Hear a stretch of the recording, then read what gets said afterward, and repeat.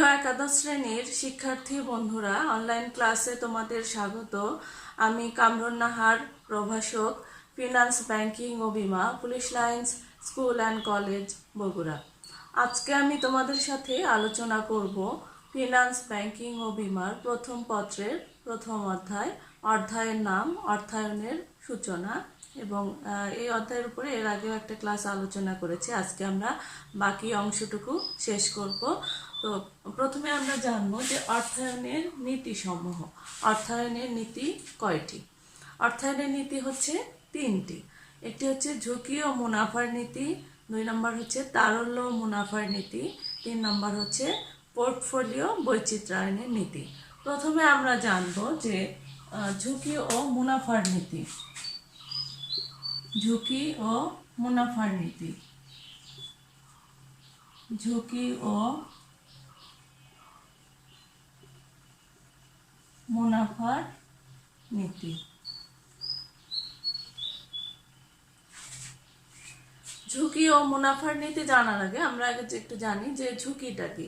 ঝুঁকি বলতে বোঝায় যে কোনো ব্যবসায় প্রতিষ্ঠানে বা কোনো বিনিয়োগ হতে প্রত্যাশিত মুনাফা অপেক্ষা যখন প্রকৃত মুনাফা কম হয় তখন তাকে ঝুঁকি বলে।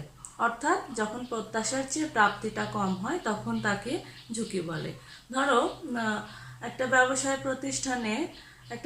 প্রতিষ্ঠান 2 লক্ষ টাকা বিনিয়োগ করেছে এবং আশা করতেছে যে এখান থেকে বছর শেষে 50,000 টাকা মুনাফা পাবে।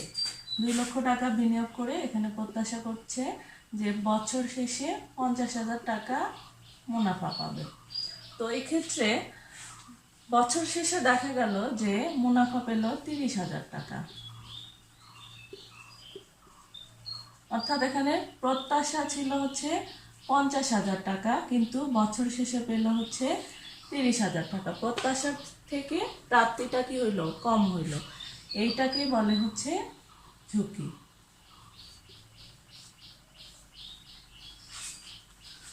এখন আমরা জানি যে ঝুঁকি ও মুনাফার নীতিটা কি।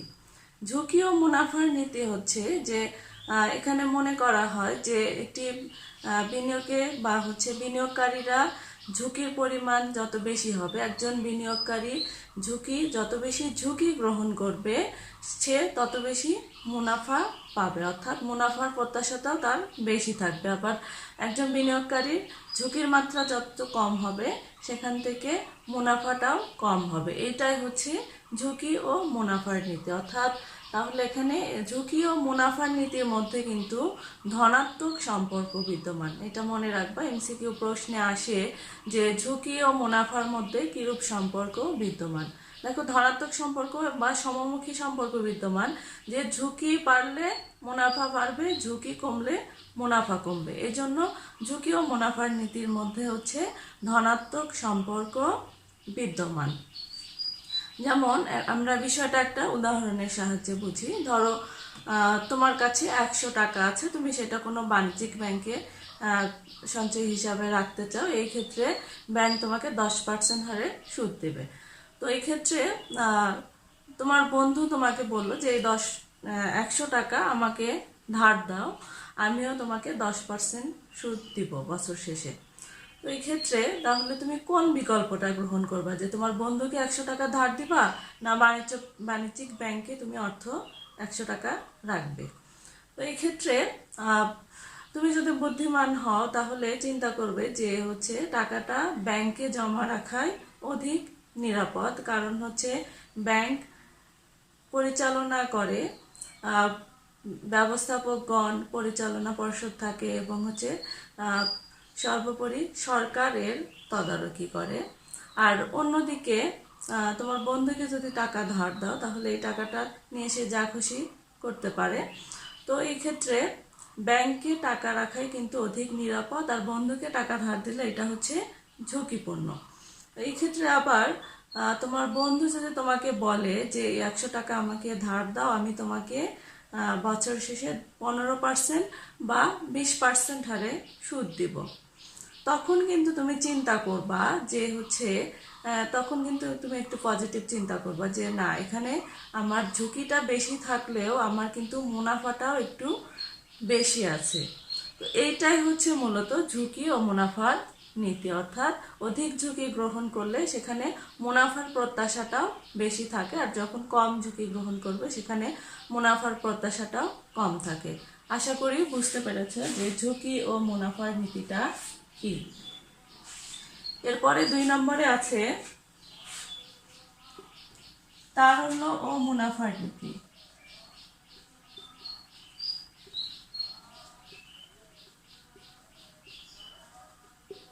তারল্য ও মুনাফার নীতি।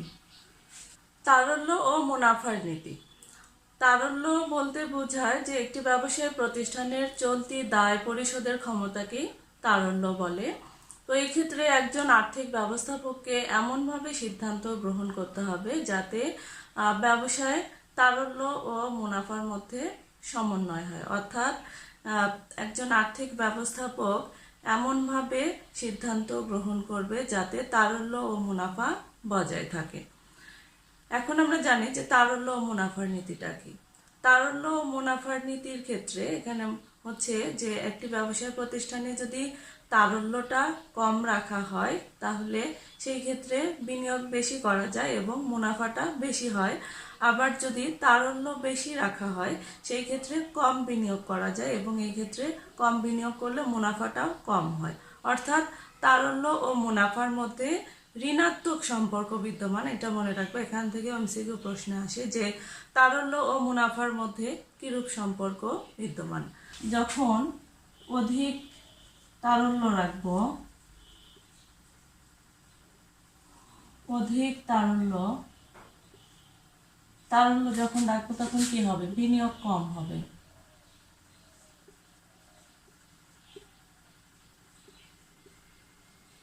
বিনিয়োগ কম হবে, আর বিনিয়োগ কম হলে মুনাফাটাও কম হবে, কম মুনাফা হবে।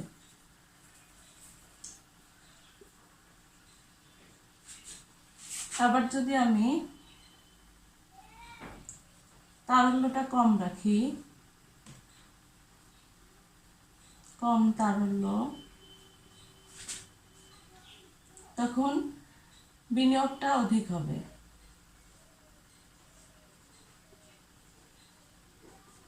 অধিক বিনিয়োগ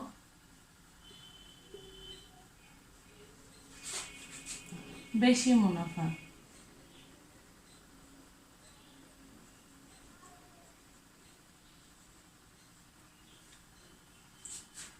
ধরো একজন বিনিয়োগকারী, তার কাছে 10 লক্ষ টাকা আছে বিনিয়োগ করার জন্য।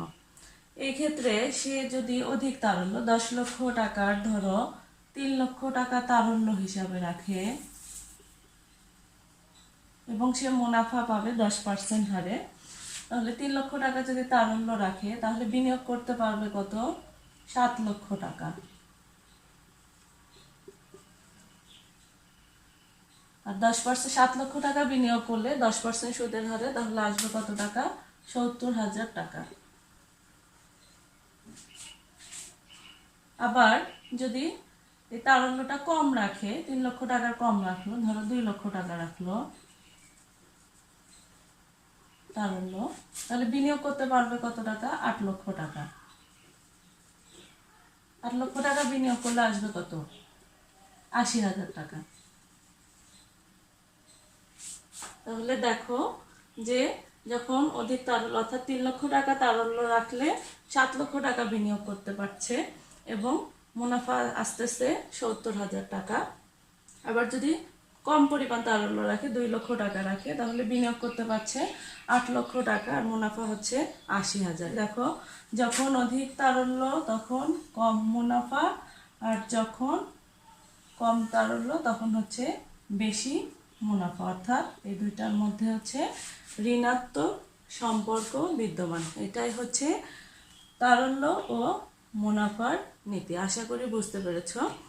এরপরে 3 নম্বরে আছে পোর্টফোলিও বৈচিত্র্যায়নের নীতি। পোর্টফোলিও বৈচিত্র্যায়নের নীতি।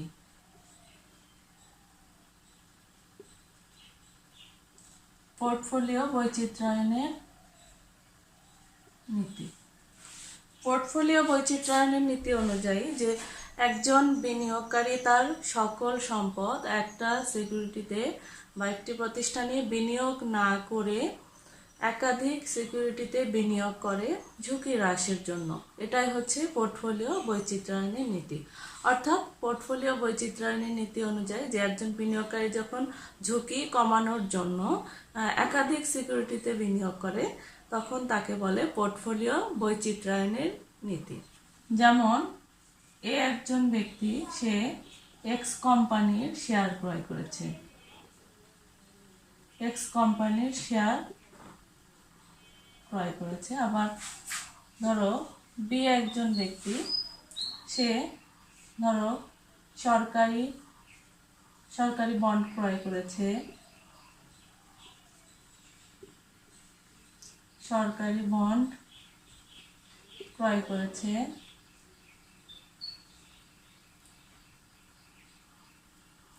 ওয়াই কোম্পানির শেয়ার ক্রয় করেছে,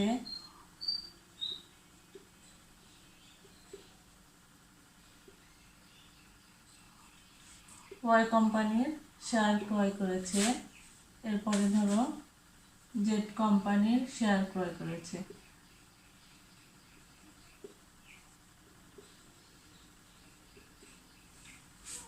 এখন ধরো এ ব্যক্তির কাছে 10 লক্ষ টাকা আছে বিনিয়োগের জন্য, বি ব্যক্তির কাছে 10 লক্ষ টাকা আছে বিনিয়োগের জন্য।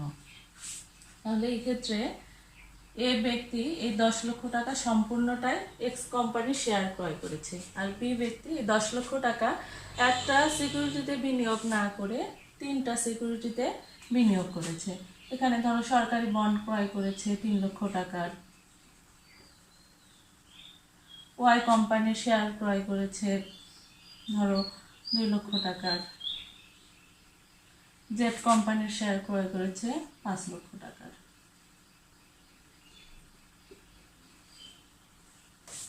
এখন দেখো যে পোর্টফোলিও বৈচিত্র্যের নীতি কি, যে একজন বিনিয়োগকারী একটি সিকিউরিটিতে বিনিয়োগ না করে ঝুঁকি হ্রাসের জন্য যখন একাধিক সিকিউরিটিতে বিনিয়োগ করে সেটাই হচ্ছে কি পোর্টফোলিও বৈচিত্র্যায়নের নীতি।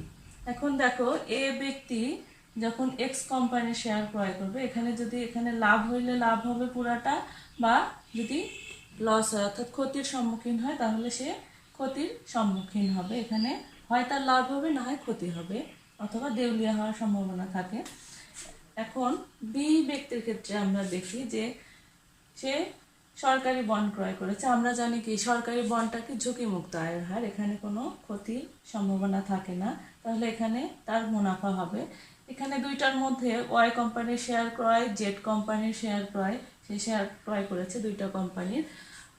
যদি অনেক সময় ক্ষতি হইলে দুইটা কোম্পানিতেই নিশ্চয়ই একসাথে ক্ষতি হবে না, এই ক্ষেত্রে যদি একটাতে ক্ষতি হয় আরেকটাতে আর দুইটাতে সে লাভ করলো, অর্থাৎ এই ক্ষেত্রে কিন্তু তার ঝুঁকিটা কমে গেল। অর্থাৎ সে যদি ধরো জেড কোম্পানির শেয়ার ক্রয় সে ক্ষতির সম্মুখীন হয়েছে, অন্য দুইটাতে সে লাভবান হয়েছে, তাহলে কিন্তু তার ক্ষতির পরিমাণটা কি কমে গেল। এটাই হচ্ছে কি পোর্টফোলিও বৈচিত্র্যায়নের নীতি। এখন আমরা জানবো অর্থায়নের লক্ষ্য, অর্থাৎ অর্থায়নের লক্ষ্য কয়টি। অর্থায়নের লক্ষ্য হচ্ছে দুইটি, একটা হচ্ছে মুনাফা সর্বাধিকরণ আর একটা হচ্ছে সম্পদ সর্বাধিকরণ। প্রথমে আমরা জানবো যে মুনাফা সর্বাধিকরণ কি। মুনাফা সর্বাধিকরণ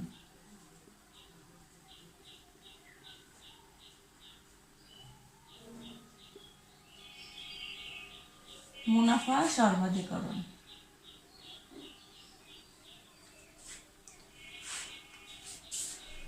মুনাফা সর্বাধিকরণ বলতে বোঝায় যে একটি প্রতিষ্ঠানের মুনাফার পরিমাণ বৃদ্ধি পেলেই অর্থাৎ মুনাফা সর্বাধিকরণ হয়। সহজভাবে বলতে গেলে যে একটি প্রতিষ্ঠানের মোট আয় থেকে ব্যয় বাদ দিলে যা অবশিষ্ট থাকে সেটাই হচ্ছে মুনাফা।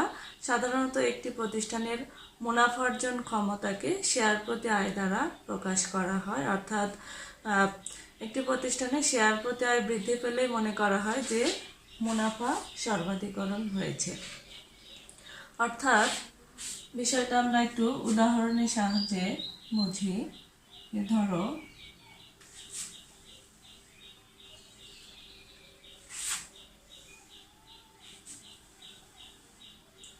শেয়ার প্রতি আয়,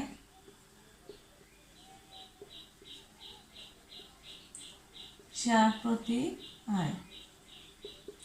বিনিয়োগ প্রকল্প আছে দুইটা,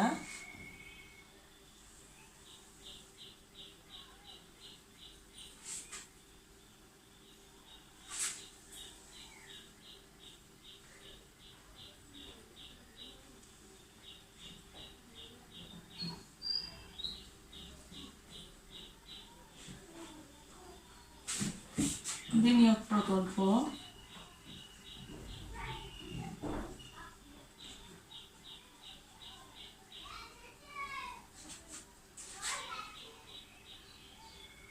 প্রথম বছর,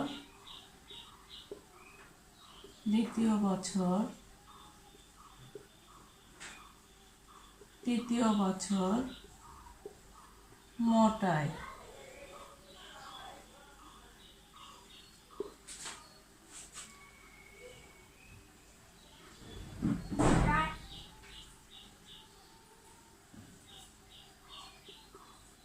প্রকল্প এ,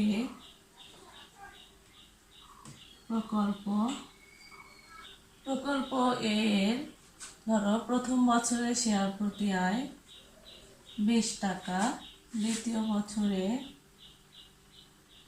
10 টাকা, তৃতীয় বছরে 5 টাকা। তাহলে টোটাল মোট আয় হচ্ছে কত? 35 টাকা। আবার প্রকল্প বি এর ধরো প্রথম বছরে শেয়ার প্রতি আয় 5 টাকা, দ্বিতীয় বছরে 15 টাকা, তৃতীয় বছরে হচ্ছে 20 টাকা। তাহলে মোট আয় হচ্ছে 40 টাকা।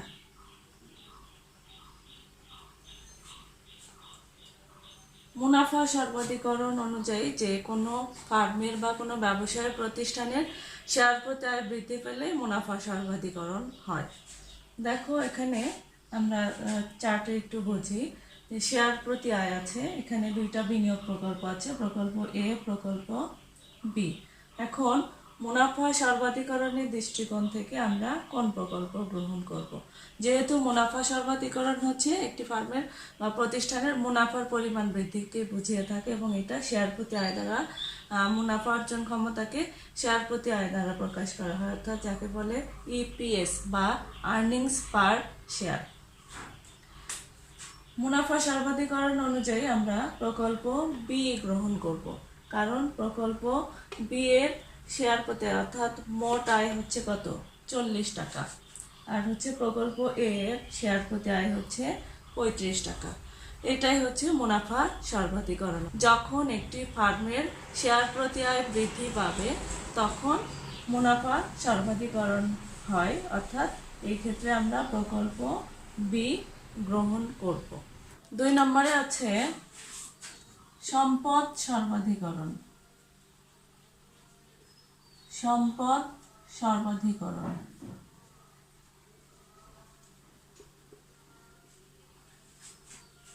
সম্পদ সর্বাধিকরণ বলতে বোঝায় যখন শেয়ারের মূল্য বৃদ্ধি পায় বা শেয়ারের মূল্য সর্বাধিকরণকেই সম্পদ সর্বাধিকরণ বলে। সম্পদ সর্বাধিকরণের মূল লক্ষ্যই হচ্ছে শেয়ার হোল্ডারদের শেয়ারের মূল্য সর্বাধিকরণ বা হচ্ছে সম্পদের পরিমাণ সর্বাধিকরণ করা। যেমন ধরো যে তুমি এ কোম্পানির 100টি শেয়ার ক্রয় করেছো প্রতিটি 100 টাকা মূল্যে, তাহলে এই ক্ষেত্রে ওই কোম্পানিতে তোমার সম্পদের পরিমাণ কত? 10,000 টাকা। এখন যদি শেয়ারের বর্তমান বাজার মূল্য 110 টাকা হয় তাহলে ওই কোম্পানিতে তোমার সম্পদের পরিমাণ হবে কত টাকা? 11,000 টাকা। অর্থাৎ যে কার্যক্রম দ্বারা শেয়ার হোল্ডারদের নেট বর্তমান মূল্য বৃদ্ধি পায় তাকেই বলে হচ্ছে সম্পদ সর্বাধিকরণ। শিক্ষার্থী বন্ধুরা, আশা করি তোমরা বুঝতে পেরেছো যে অর্থায়নের লক্ষ্য দুইটি, একটি হচ্ছে সম্পদ সর্বাধিকরণ, আরেকটা হচ্ছে মুনাফা সর্বাধিকরণ। বাসায় একটু ভালোভাবে পড়বে বিষয়গুলি। আজ এ পর্যন্তই। তোমরা ভালো থাকো, সুস্থ থাকো, বাসায় থাকো, নিরাপদে থাকো। আল্লাহ হাফেজ।